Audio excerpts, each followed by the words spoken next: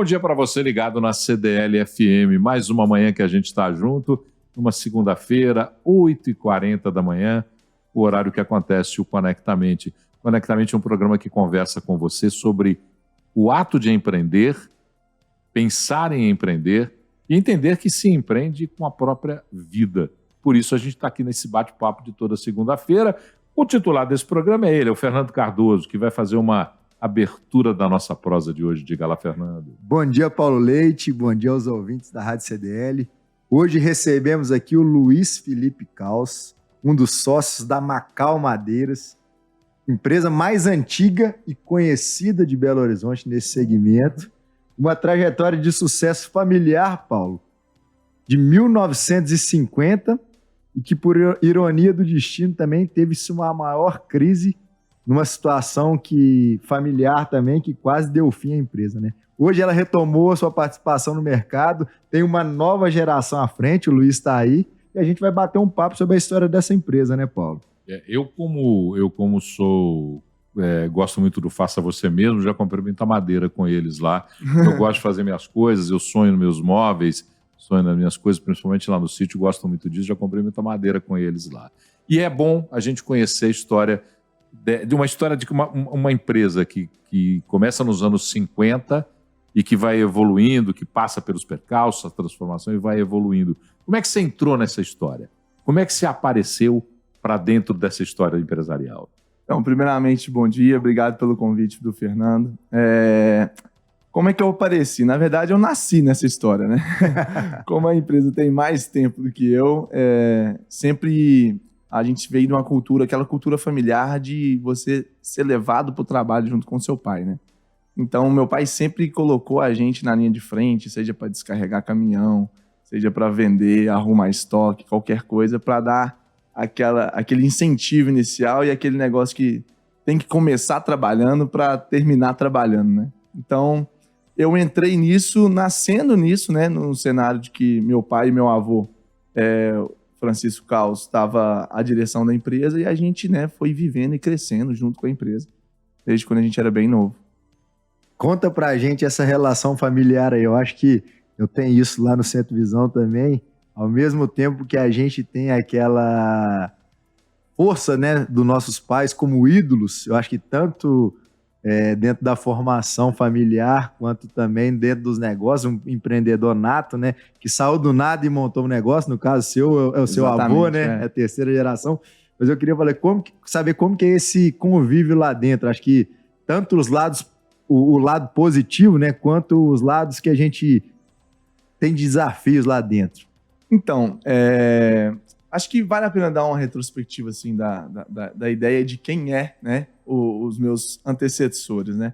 O meu avô é um cara que vem de descendência italiana, né, e nasceu numa pequena vila de imigrantes italianos ali em Araguaia, né, no Espírito Santo, e só saiu de lá quando foi servir exército, né?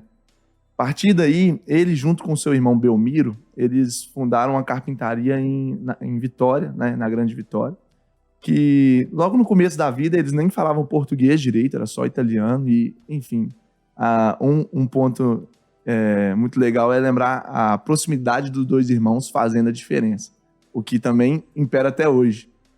Mas a carpintaria pegou fogo e aí, lá em Vitória, eles ficaram, né, bem desamparados, vieram para Belo Horizonte. Aqui encontraram um cenário muito fértil para crescer, porque Belo Horizonte, né, estava começando, crescendo, e, enfim, como os dois não tinham medo de trabalhar, começaram a crescer a empresa e cresceram junto com a cidade, né, à toa, né, que a Macau hoje é tão conhecida na cidade inteira. A partir disso, ele foi crescendo não só a empresa, como a família, onde teve, né, o meu pai e minha tia. E o que acontece? Eles foram crescendo juntos também, né, ao ponto de que depois quem assumiu a liderança da empresa foi o meu pai, né, o Luiz Antônio. E nesse cenário, o que aconteceu? Tem aquele mantra, né, que empresa familiar é o seguinte: quando a empresa vai bem, a família vai bem, né? A empresa vai mal, a família vai mal. E o momento em que eu entrei na Macau, a empresa ia muito mal. Então, na verdade, hoje eu não tenho tanto... Desde quando eu assumi mesmo, que foi ali em 2000 2016, ou 2014, na verdade, todo mundo já queria sair dela, entendeu? Então acabou sobrando mais para mim e o meu irmão, né, o Guilherme, e a gente não teve tanta interferência mais a partir daquele momento. Por quê? Porque filho feio não tem dono, né? E aí a gente, na verdade, estava nessa situação e decidimos tocar. A partir disso aí não teve mais tanta essa interferência. E é por isso que hoje eu não tenho mais esse tipo de problema que você falou, em ter que conversar, dialogar com lideranças ou autoridades que estão acima de mim mais, entendeu? E como é que foi essa história, por exemplo? Vocês vêm depois de uma tragédia familiar. Sim. A gente, só para contextualizar, vocês têm uma tragédia familiar, vocês encaram a empresa foi extremamente afetada por essa tragédia, vocês encaram a empresa e aí você começa a contar uma história sua, própria, do entendimento da empresa. Como é que é o start para essa história? Quando você chega ali dentro e fala, daqui eu vou começar a fazer o quê? Como é que foi isso? Porque é um desafio brutal, né? Brutal. Então, até para dar um contexto pro pessoal, contar mais ou menos a história, é o seguinte, eu era jovem, né? Tinha ali 20 e poucos anos. E o que aconteceu? Aconteceu que meu avô tinha saído já da empresa e deixado pro Luiz Antônio, que era meu pai, né? Liderar toda a operação. Mas meu avô tinha uma irmã, quer dizer, meu pai tinha uma irmã e eles começaram a não se dar bem. E aí, nesse contexto todo, a briga familiar é o seguinte, quando você tem tanto foco pra você brigar dentro da sua família, você não sobra foco para você crescer um negócio. Tem desafio toda hora. Tira a energia toda, né? Tira a energia toda, tira a concentração toda. Sem contar que briga familiar é quase que insolúvel, né? Porque convívio obrigatório, laços de sangue, é quase insolúvel a briga. E as brigas chegaram a um cúmulo de que o meu avô despejou o meu pai da empresa. E sempre a empresa foi muito norteada naquela ideia de que o ponto é uma coisa mais importante de um negócio, né? Aí, o povo mais velho identifica muito nisso. É o ponto. E isso desnorteou meu pai, desnorteou a família inteira. Pouco tempo depois, meu pai foi preso acusado do assassinato do cunhado dele. E foi nesse cenário em que eu tinha 22 anos, meu irmão tinha 20... Não, tinha 20 anos, meu irmão tinha 22. E basicamente a empresa não tinha mais lugar direito, né? Só tinha o estoque, a empresa não tinha mais liderança. E a gente olhou, eu e meu irmão, pra cara do outro e falou assim, o que a gente vai fazer, né? E aí entra aquele momento, um daqueles momentos chave da vida da gente, que a gente tem que fazer uma escolha, né? E aí eu e meu irmão decidimos por dar continuidade, né? Mesmo no cenário, né, de muita dor, muito constrangimento, né? A gente ia frequentemente para penitenciária, etc e tal, dando todo o suporte. A gente, né, encarou o desafio e foi tocar. Nesse momento foi um momento crucial de entender que, na verdade, a Macau, todo mundo saiu da Macau, né? Não queriam mais. E viraram pra gente e falaram, se vocês quiserem, vocês tocam. Se vocês não quiserem, vocês fecham, né? E fecha a Bahia.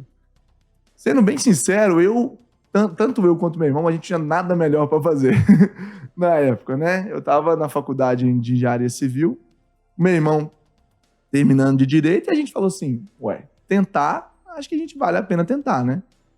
E a gente decidiu tentar.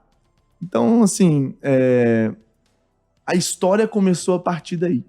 E aí que vem um dos grandes aprendizados que é um pouco até controverso, mas hoje eu vejo que na história da Macau, se eu fosse balancear o peso da tradição e do conservadorismo ali da velha direção com a autoridade e inovação da nova, a inovação da nova salvou ela, entendeu? A gente perdeu pela experiência, né? Perdeu. A gente teve, né? A gente é pior por isso. Mas a gente é muito melhor por aquilo que... Vocês erraram o que eles já tinham errado. Sim. Mas, em compensação, acertaram onde eles não tinham acertado. E não tivemos freio. Esse é o negócio. Porque é o que a gente estava falando um pouco antes aqui, né? A dor te faz aprender. E, querendo ou não, a gente teve alguns pequenos erros, mas o benefício da inovação da juventude foi 100 vezes melhor e mais impactante do que a experiência. E eu não estou falando isso querendo ser arrogante. Não, é entendido. Mas eu acho que no cenário atual do empreendedorismo, e é isso que a gente está falando aqui, a decisão de ficar estagnado é a decisão que vai ser a pior decisão para a empresa. Ô Luiz, você está falando, cara, e a história da humanidade, as grandes inovações, né, ou invenções aconteceram nas maiores crises, né, nas guerras. E eu falo assim, uma tragédia como aconteceu a de vocês estão ali, na verdade você não está sendo arrogante, era aquele negócio, ou vai ou racha, não tinha jeito, vocês tinham que ir.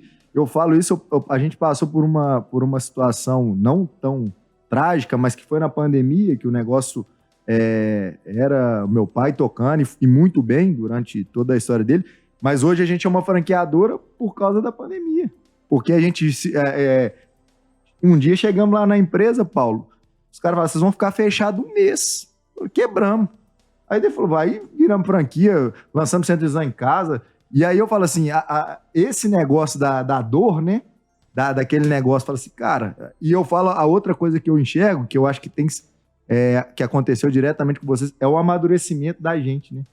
Porque eu falo assim, você é ali um sucessor do negócio. Sim. Quando o trem cai pra você tocar, toma aí, filhão. Vira aí, você tem que fazer esse trem virar negócio. E eu acho que a pergunta minha vai muito nesse sentido. Cara, qual que foi o grande diferencial? Você falou de inovação, que a evolução foi muito dentro desse novo jeito de enxergar o negócio seu e do seu irmão.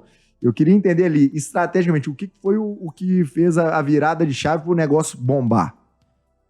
Cara, Então, tem uma pequena história no meio aí, que é uma história de que quando eu... após um período, né, do meu pai tá preso, eu ganhei uma bolsa de Ciências Sem Fronteiras para estudar nos Estados Unidos. E eu não ia, né, com o conjunto, né, do cenário e tudo mais. Não tinha a menor condição de eu ir, mas o meu irmão, né, meu irmão mais velho, virou e falou assim, esse é seu sonho, você sempre quis. É 1 ano, pode ir, aguenta a barra aqui. Então, assim, primeira coisa, eu tenho que honrar a vida do meu irmão e falar Legal. que ter irmão é a melhor coisa do mundo, cara. Ter irmão é uma coisa que faz a gente ser pessoas melhores e faz a gente... Eu realizei vários sonhos e realizo até hoje por causa do meu irmão. E enquanto eu tava lá, eu ficava pensando exatamente isso. Cara, o que eu faço? O que eu vou fazer? O que eu vou fazer? O que eu vou fazer? Como é que eu faço esse negócio virar? Nesse meio tempo, eu já tinha, na verdade, uma outra pressão, que era o fato da gente estar num imóvel que não era nosso também. E enfim, tinha uma pressão também de resolver essa demanda, de a gente colocar a empresa num lugar seguro. E a gente sempre nessa posição muito, muito enfraquecida, né? Muito de vítima, de dependência de local físico, sabe? E aí, quando eu tava lá estudando nos Estados Unidos, virou uma chave na minha cabeça que falou assim, vender mais. Cara, vender mais. Eu exponencializei assim, se a Macau vendesse 10 vezes mais do que vendia, eu pago todo mundo, eu pago aluguel, eu pago o imposto, eu pago a dívida, eu pago... Cara, e é isso. E aí que veio o negócio. Essa ideia foi o que norteou e começou a transformar a gente. Vender mais. E aí, como é que eu vendo mais? Né? E aí você vai conseguindo... você vai começando a encontrar formas, pesquisar, estudar, para você vender mais. Inevitavelmente, você passa pelo marketing. O Alfredo Soares que fala isso, né? Nenhum problema na empresa resolvido, não é resolvido com aumento de venda. Com aumento de venda você resolve tudo. Você aumenta o faturamento, tudo que tá lá... Encheu a caixa d'água, tem como abrir torneira e sair água. E não tem jeito. Exatamente. É quase que um caminho natural. Mas é interessante quando você fala, por exemplo, você teve o insight de vender mais. Até então, você não tinha a dimensão toda do mercado. Você hoje tem a tua empresa hoje tem uma expressão nacional, né? Sim, você tem participação, por exemplo, nas obras do Allianz Parque, em São Paulo, estádio do Palmeiras. Quer dizer, como é que é vender mais, mas também vender com essa potência que você descobriu?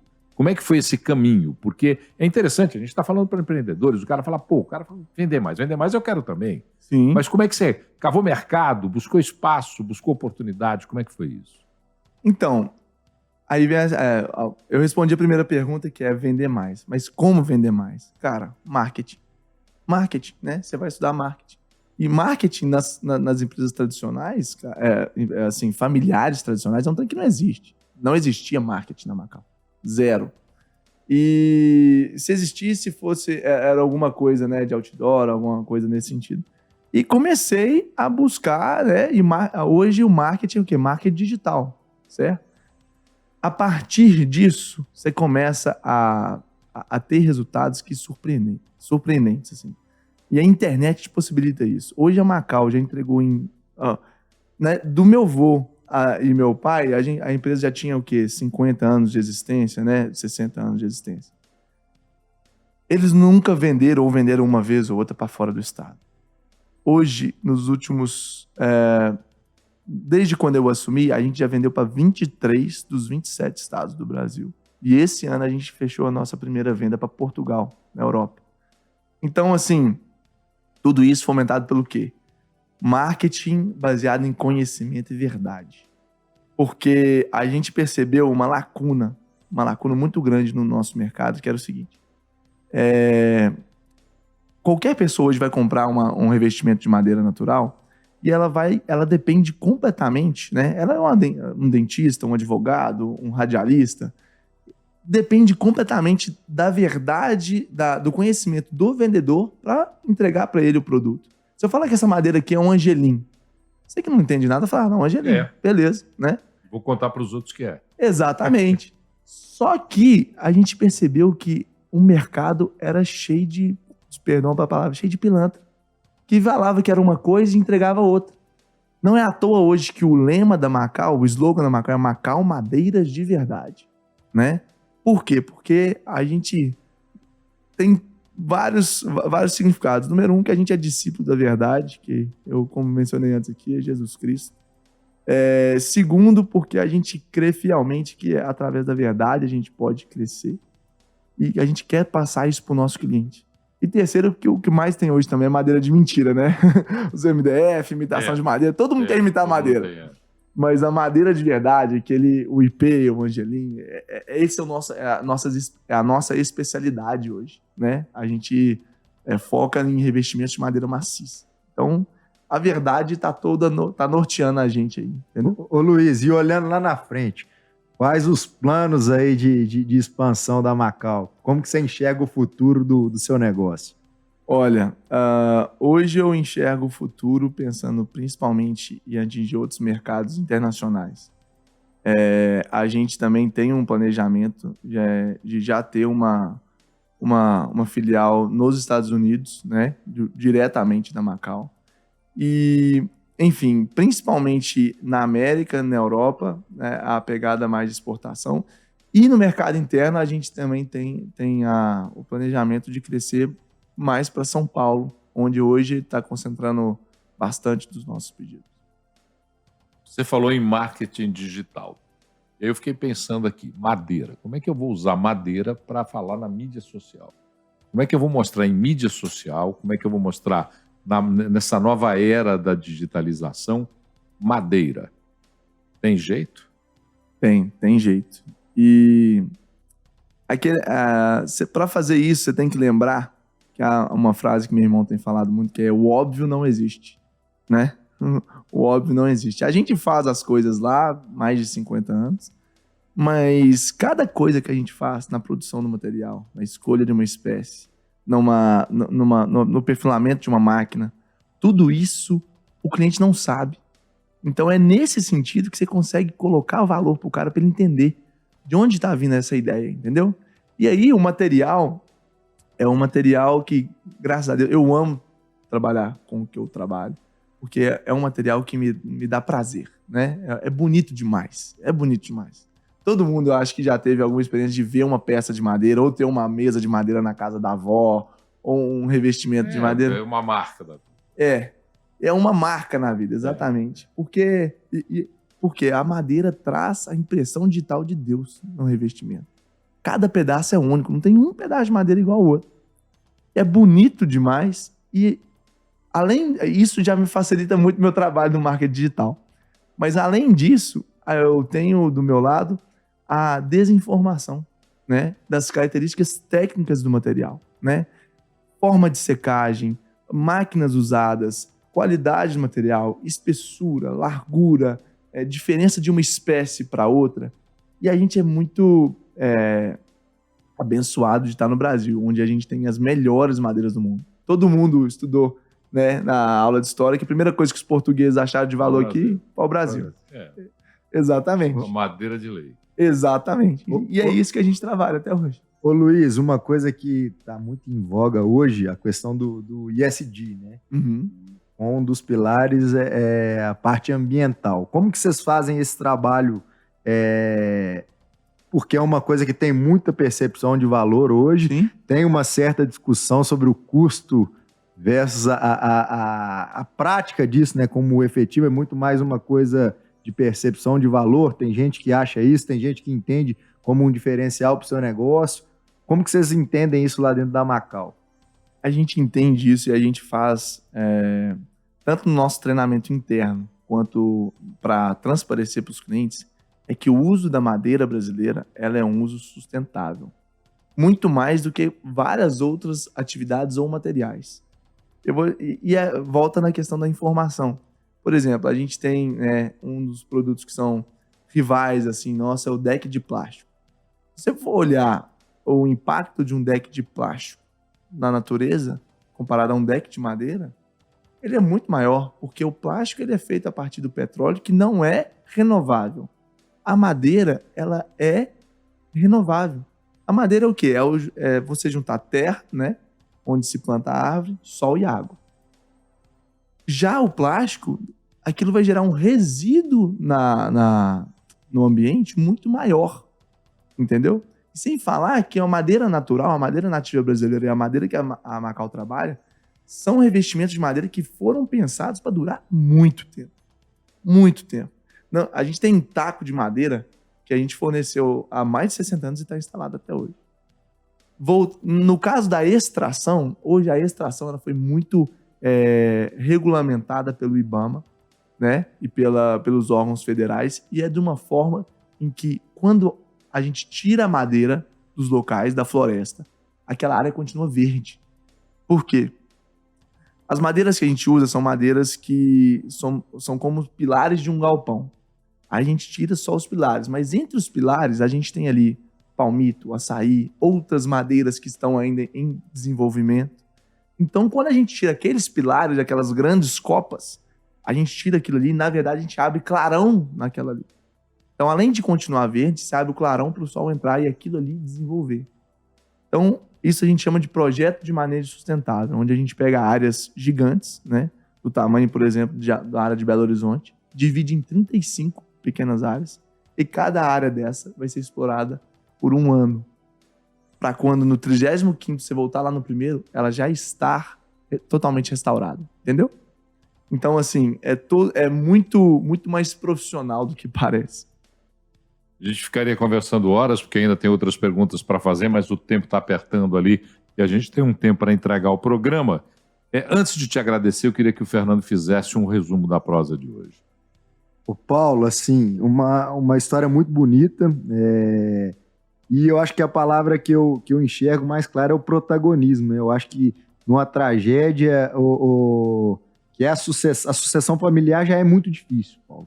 Passando para a terceira geração, com uma tragédia ainda em cima, desnorteando a empresa como um todo, eles assumirem esse negócio e transformar da maneira que ele foi transformado, realmente a palavra que eu tenho pro Luiz e pro irmão dele, como é o nome do seu irmão, Luiz? Guilherme. Mandar um abraço para ele. É o protagonismo. Eles foram protagonistas de uma grande mudança, transformando um negócio que estava para quebrar em uma empresa que vai virar mundial aí, né? Tá querendo Se Deus mexer quiser.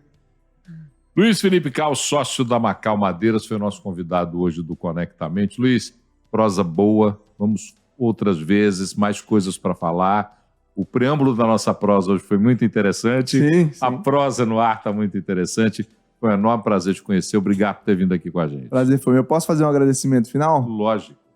Primeiro, eu falei que sempre que eu falasse dessa história, eu ia remeter a quem realmente fez diferença e transformou a minha vida, que foi Jesus. Deus não largou a gente em nenhum momento.